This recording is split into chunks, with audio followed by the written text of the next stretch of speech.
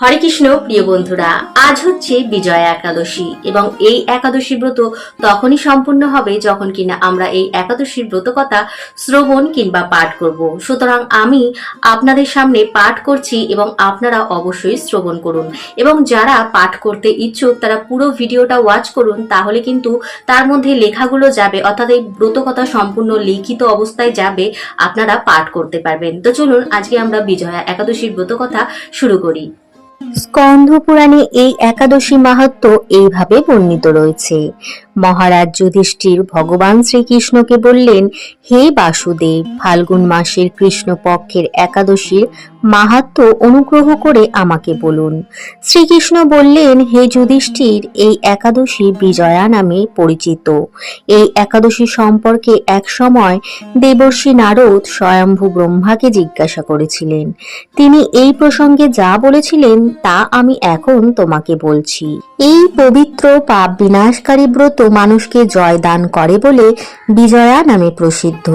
পুরাকালে শ্রীরামচন্দ্র 14 বছরের জন্য বনে গিয়েছিলেন। সীতা ও লক্ষ্মণের সঙ্গে তিনি পঞ্চবটী বনে বাস করতেন। সেই সময় লঙ্কাপতি রাবণ দেবী সীতাকে হরণ করে।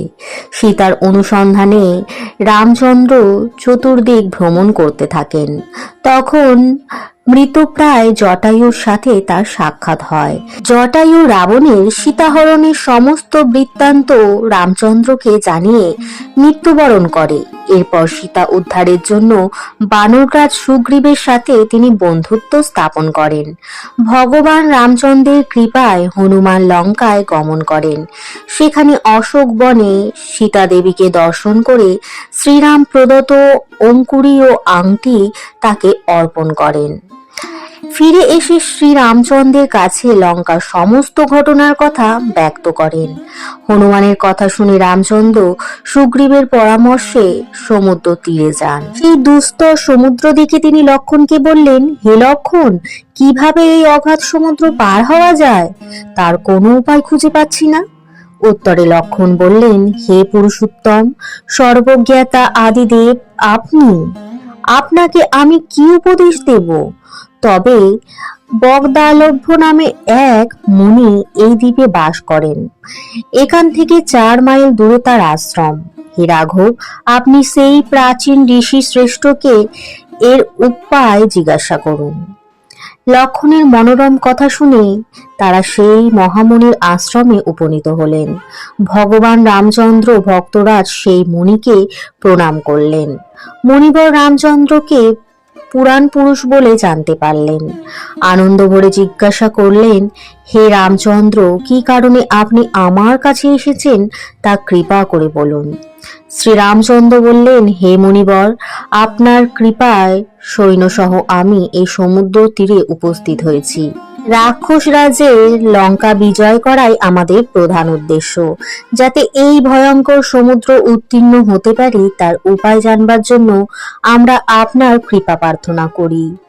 মণিবর প্রসন্ন চিত্তে পদ্মলোচন ভগবান শ্রীরামচন্দ্রকে বললেন, হে রাম, আপনার অভীষ্ট সিদ্ধির জন্য যে শ্রেষ্ঠ ব্রত করণীয় আমি তা বলছি। ফাল্গুন মাসের কৃষ্ণপক্ষের বিজয়া নামক একাদশী ব্রত পালনে আপনি নিশ্চয়ই সৈন্যসহ সমুদ্র পার হতে পারবেন। এই ব্রতের বিধি শ্রবণ করুন। বিজয় লাভের জন্য দশমীর দিন সোনা, রূপা, তামা অথবা মাটির কলস সংগ্রহ করে তাতে জল ও আম পাতা দিয়ে সুগন্ধি চন্দনে সাজিয়ে তার উপরে সোনার নারায়ণ মূর্তি স্থাপন করবেন। একাদশীর দিন যথাবিধি প্রাতঃস্নান করে কলসের গলায় মালা চন্দন পরিয়ে উপযুক্ত স্থানে নারকেল ও গুবাক দিয়ে পূজা করবেন। এরপর গন্ধ, পুষ্প, তুলসী, ধূপ, দীপ, নৈবেদ্য ইত্যাদি দিয়ে পরম ভক্তি সহকারে নারায়ণের পূজা করে হরিকথা কীর্তনে সমস্ত দিন যাপন করবেন। রাত্রি জাগরণ করে অখণ্ড ঘি প্রদীপ প্রজ্বলিত রাখবেন। দ্বাদশী দিন সূর্যোদয়ের পর সেই কলস বিসর্জনের জন্য কোনো নদী, সরোবর বা জলাশয়ের কাছে গিয়ে বিধি অনুসারে পূজা নিবেদনের পরে তা বিসর্জন দেবেন। তারপর ওই মূর্তি বেদজ্ঞ ব্রাহ্মণকে দান করবেন। ওই ব্রত প্রভাবে নিশ্চয় আপনার বিজয় লাভ হবে। ব্রহ্মা বললেন, হে নারদ, ঋষির কথা মতো ব্রত অনুষ্ঠানের ফলে তিনি বিজয়ী হয়েছিলেন। সীতা প্রাপ্তি, লঙ্কা জয়, রাবণের মাধ্যমে শ্রীরামচন্দ্র অতুল কীর্তি লাভ করেছিলেন। তাই যথাবিধি যে মানুষ এই ব্রত পালন করবেন তাদের এই জগতে জয়লাভ এবং পরজগতে অক্ষয় সুখ সুনিশ্চিত জানবে। হে যুধিষ্ঠির, এই কারণে এই বিজয়া একাদশী ব্রত পালন অবশ্যই কর্তব্য। এই ব্রত কথা শ্রবণ কীর্তন মাত্রেই বাজপেয় যজ্ঞের ফল লাভ হয়। তো বন্ধুরা, ভিডিওটা যদি ভালো লাগে বন্ধুদের মধ্যে শেয়ার করে দেবেন এবং বলবেন কেমন হয়েছে ভিডিওটা। যদি ভালো লাগে লাইক কমেন্ট শেয়ার করতে ভুলবেন না। আর ভালো থাকুন, সুস্থ থাকুন, সুরক্ষিত থাকুন, ভালোবেসে বলতে থাকুন হরে কৃষ্ণ, রাধে রাধে।